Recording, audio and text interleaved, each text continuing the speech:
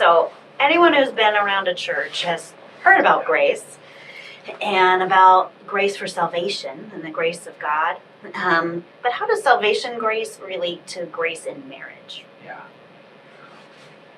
We all might be familiar with the idea in Romans where Paul writes, while you were yet sinners, Christ died for us. Mm-hmm.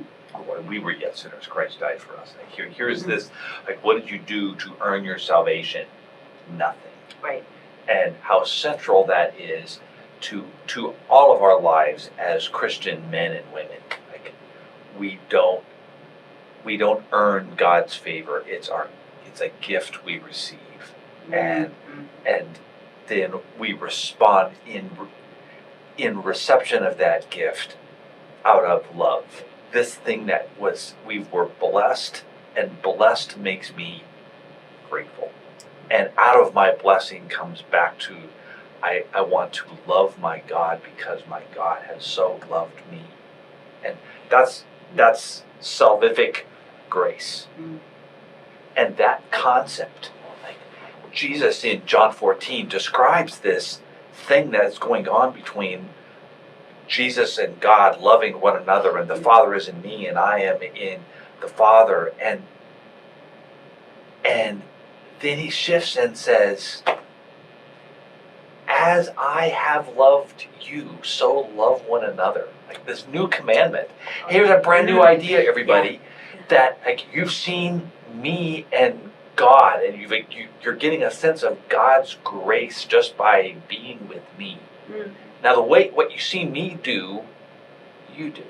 Too, on the horizontal, And now how much more is this horizontal thing to be exhibited than in the most intimate of human relationships? So grace becomes, gee, if my spouse is good enough, pretty enough, smart enough, wealthy enough, like no relationship would be based on how good you are in making me, but rather I will love you.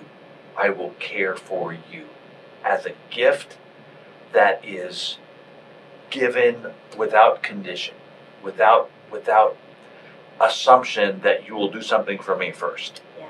And don't you think that's like a big difference between like dating relationship, where you're still evaluating and you're still deciding and you haven't made that kind of commitment to each other yet, and so like, are we right for each other? But then after marriage, there's a, like, that decision is made, and now I give. I give, and I support, and I'm together with you. So it's different than when people dated. Dating is the big practice to see if you have the capacity to do this thing. But you are not obligated in your dating life to dedicate your life to someone else's well-being. I find in conversations with literally hundreds of couples to ask this crucial question as they try and figure out what this idea is. I say, think in your life of someone who has done something phenomenally important, valuable, good to you, but they didn't have to. There was no obligation for them to do this to you. And it can't be your parents, and it can't be your grandparents, or your aunt, your uncle, your brother, your sister, all the people that were obligated to do, or the people who were paid to do something. So like it's their job. No. So someone who just went out of your way to do right by you. And what does that look like? For me, one of the things that comes to mind for me is 9th grade kid, struggled through Algebra 1. I made it because I had a really good teacher. That was his job. Like Mr. Gesso helped me get a B+ in Algebra 1. Then I had Algebra 2, and I didn't have Mr. Gesso. He saw me in the hallway and said, Jim, how are you? And I said, I'm failing Algebra 2. I'm not getting the help. I don't understand it. I'm lost. He said, I'm in my office, I'm in my classroom at 7 o'clock every morning. Wow. Come in. Wow. And I got a B- in Algebra 2, because Mr. Gesso, who was not his job, I was not his student, he would explain it to me every morning. Yeah. Somebody else's work. Yeah. That was a gift. It was a gift. Now the Yeah. phenomenal thing is, I never really paid him for that. Right. You mean you didn't go and give him a big check? Yeah, Yeah. he knew that I was grateful for what he had done Right. for me, Mhm. but there was not this sense of obligation that he did it because of grace. And his return was the sense of, I just moved a person forward in life. Right. And his purpose in his career. yes. Yeah. Mm-hmm. And I have asked 500, maybe 1,000 couples that question. Mm-hmm. And I've never found anybody who didn't know what grace was, who didn't understand the idea that someone has given something to me and I didn't even deserve it. And I was the recipient. Like, even the most injured people in life, they're actually the fastest ones to be able to recall people who went out of their way because those were such exceptions in their life. The next question I often can ask people is, give me the name of someone that you went out of your way to extend grace towards, who didn't deserve it, who you weren't expecting anything in return. Mm-hmm. That person by the side of the road that you stopped to help change a tire in the middle of a rainstorm because, well, they were in danger and you could help them. Right. And like let me put myself in danger to move you and your family off the road as soon as Right. possible.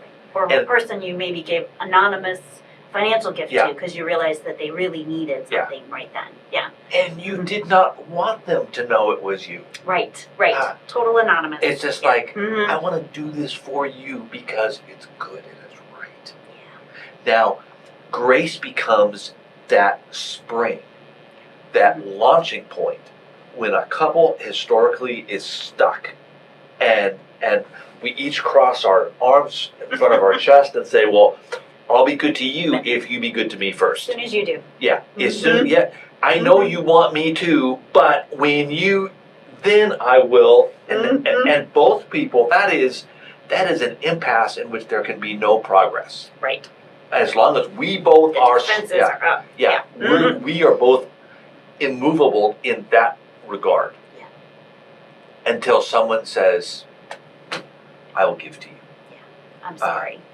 And that clear, this is meant to be your gift. And that is grace has a tendency to dissolve or melt defenses. Grace is just a really precious window, though, because we are not, unlike God, perpetually capable of being gracious and then more gracious and then more gracious. Sometimes we have to sleep. Yeah. Stuff. And that if you receive this grace from me, that also creates the obligation that you function graciously back. Yeah, I'll join you. Yeah. I once worked with a couple, and they were one of my favorite couples I ever did therapy with. They were two dominating personalities. Okay. And they would say, the husband said once, when we collide, it's like two trains on the same track. And molten steel goes everywhere. And that was very much their metaphor. That was their personality. And after the fourth or fifth time, the wife came in, the husband came in, they sat down, the wife pulled out a notebook, put it in front of her, on her lap, took out a pen and said to me and to her husband, we're wasting our time here. And I thought, okay, this is how a termination session goes. Jim has been telling us what we need to do, talking about grace, talking about this, but we're not doing anything. So, these were her literal words. I realized that one of us has to step up and be the bigger man. And it's going to be me. Okay, these are not exactly a gracious tone, but then she shifted. Okay. And she said,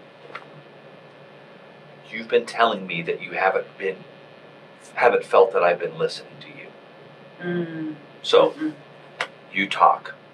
I want to write everything down. I'll take notes. Yeah. Tell me what you think that I've not heard for years in our marriage. Okay. Ready, go. Gift. Yeah. Yeah. And the husband kind of looks sheepish, like, I'm not sure. I mean it. Yeah. And okay, take off. Okay. And she wrote for the next 45 minutes. I asked at the end of the session, like, what this was a gift. Mm-hmm. Mm-hmm. Like, and what does it mean for you? I turned to the husband and asked that question. And in his kind of subtle words, he said, next week I better bring a pad. Like, yeah. I to join her in that. If I just if I don't reciprocate, then all of these things that she is seeking to understand in me, she will not be able to respond because her defenses will come back up. And can't go forever. Yeah. Grace requires us to extend a give and a take. And a successful marriage is this: I'm giving and I'm receiving and I'm giving and I'm receiving and I'm replenishing the person that has just given me. Right. But the gift is always undemanded and unwarranted, unmerited. Mm-hmm. But it's not. It doesn't have a perpetual shelf life. It dries up unless it's restored. And so this gift giving is reciprocal. Otherwise, our defenses are going to be provoked, and we have to stay in that conflict cycle.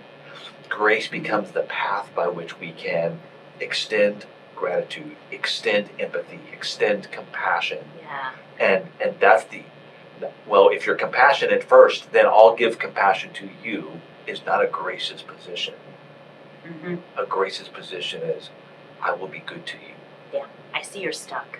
Yeah. And I will choose to listen. Yes. Or to give a gift. Yes. Or to give kindness or a hug. Yeah. Or affection. Just because. Yeah. Yeah.